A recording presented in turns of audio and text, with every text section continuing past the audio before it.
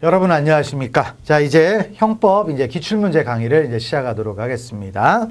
자, 이제 첫 번째 문제부터 들어가 보면 일단 첫 번째 볼 때 제목을 봐야 되겠죠. 형법에 뭐가 있다? 이제 기본 개념이 있습니다. 형법의 기본 개념을 보는 건데, 자, 그러면 기본 개념에는 뭐가 있느냐? 일단 뭐 의의가 있겠죠. 그 다음에 뭐죠? 그 유명했던 죄형법정주의 이거 봐야 되겠고, 그 다음 뭡니까? 이제 형법의 적용 범위. 자, 이런 내용들을 이제 봐나가는 거죠. 그래서 개념 정도 보고, 그 다음에 죄형법정주의 보고, 그 다음에 뭐다? 적용 범위도 본다. 근데 뭐 이게 은근히 이론적으로 문제도 좀 잘 나옵니다. 그러니까 항상 이론적인 부분들, 그러니까 어떤 개념적인 부분들을 정확하게 이제 알 필요가 있겠죠. 자, 그러면 이제 내용들을 한번 들어가 보는데, 첫 번째, 형법의 성격과 기능 해가지고 있네요. 자, 그럼 형법의 성격 기능이 있는데, 먼저 형법의 개념은 뭡니까?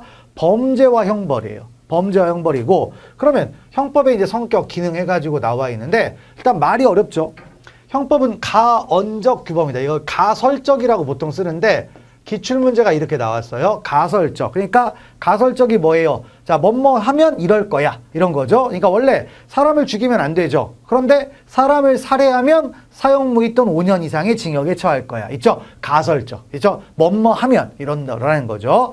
자, 그렇게 되겠고, 그래서 가설적 규범으로서 이제 평가 규범인 동시에 일단 뭐다? 의사결정 규범이기도 하다. 그래서 평가, 그러니까 그 행위를 평가하는 거고, 그 다음에 국민 입장에서는 뭡니까? 살인죄가 범죄이니까 하면 된다, 안 된다? 안 되는 거죠. 그래서 의사를 결정하는, 그러니까 불법과 적법을 결정하는 기준이 되는 겁니다. 그래서 1번 맞는 얘기가 되겠죠. 그래서 가언적, 가설적 규범이다. 그래서 만약 뭐뭐 하면 이렇게 될 거다.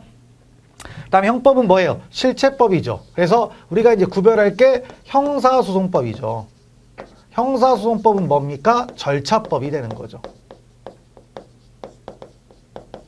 절차법이 되는 겁니다. 그래서 구별을 해두시면 되겠고, 당연히 공법이죠. 이제 공법은 국가 권력이 작동하면 다 공법이 되는 거고요. 자, 공법의 반대말은 사법이라고도 하는데,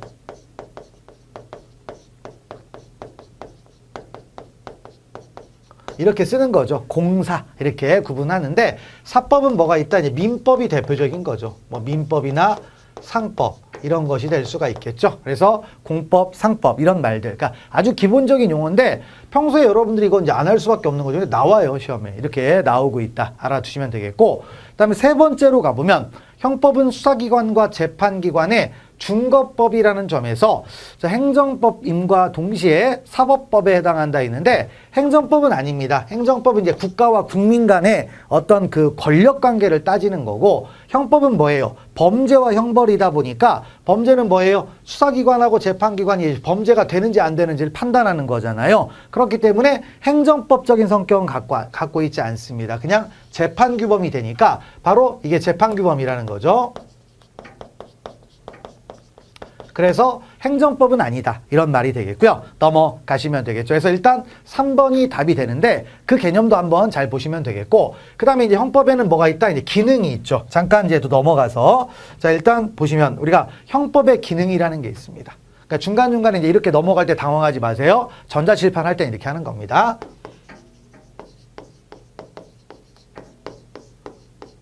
자, 형법에 기능이 있습니다. 형법을 만들었으면 일정한 역할을 해야 되잖아요. 그래서 그 기능이 몇 가지가 있다? 뭐 교과서적으로 한 4가지인데 실제로는 3가지입니다. 그래서 첫 번째는 어떤 겁니까? 이제 규제적 기능이죠. 그 다음에 뭐가 있었어요? 보호적 기능이고. 자, 이런 내용들은 여러분들이 이제 기본 강의를 들었을 때 아니면 기본서를 읽을 때 했던 걸 다시 한번 상기하는 거죠. 자, 그 다음에 뭐가 있습니까? 보장적 기능이 있죠. 그래서 이제 규제적이라는 것은 자, 뭐다? 이제 규제를 하는 거죠. 형법이라는 그런 법을 통해서 규제를 합니다. 그러면 일반 국민의 행동을 규제할 수가 있겠죠. 일반 국민의 행동을 규제할 수 있고요. 일단 법관도 재판을 할 때 지멋대로 하는 거 아니에요. 물론 지멋대로 한다고 할 수도 있겠지만 법을 근거로 하잖아요. 그래서 뭐가 되냐면, 자, 이제 일반 국민한테는 이 형법이 규제적 기능을 하는데, 그래서 어떤 역할을 한다? 행위규범이 되는 거예요. 행위규범. 그래서 자 이제 우리가 범죄가 있다라는 거 알면 그 행위를 하면 됩니까 안 됩니까? 안 되는 거죠. 자 그다음에 법관한테는 이게 뭐가 되느냐? 바로 형법이라는 것은 재판을 하는 거잖아요. 자 그래서 뭐가 된다? 재판규범이 되는 겁니다. 이렇게 가는 거죠. 그래서 용어들을 좀 알아주시면 되겠고, 그다음에 이제 보호적 기능이라고 할 때 보호는 법익을 보호한다라는 얘기죠. 법익을 보호한다. 그래서 이제 주로 피해자 관점 같은 거라고 생각하시면 돼요. 자, 그다음 이제 보장적이라는 말은 뭐가 되죠? 국민의 자유와 권리를 보장하는 거죠.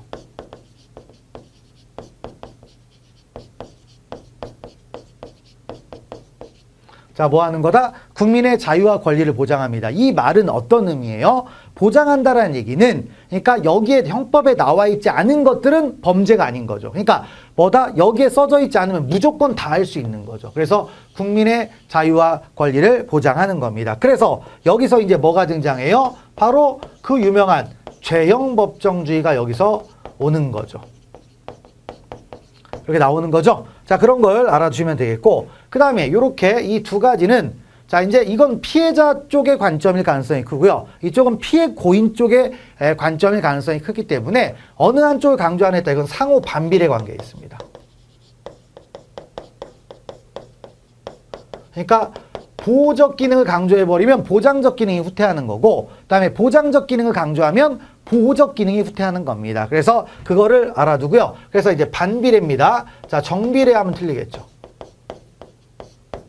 정비례하면 틀리겠죠. 자, 그런 것들을 정리하시면 되겠어요. 그래서 자, 일단 형법의 기능, 그러니까 형법의 개념과 형법의 기능 이런 것들을 쭉 이제 봤습니다. 자, 그러면 이제 4번 들어가 보면 형법은 바로 뭐가 있다? 보호적 기능과 그다음에 뭐가 있다? 보장적 기능이 있다라는 거죠.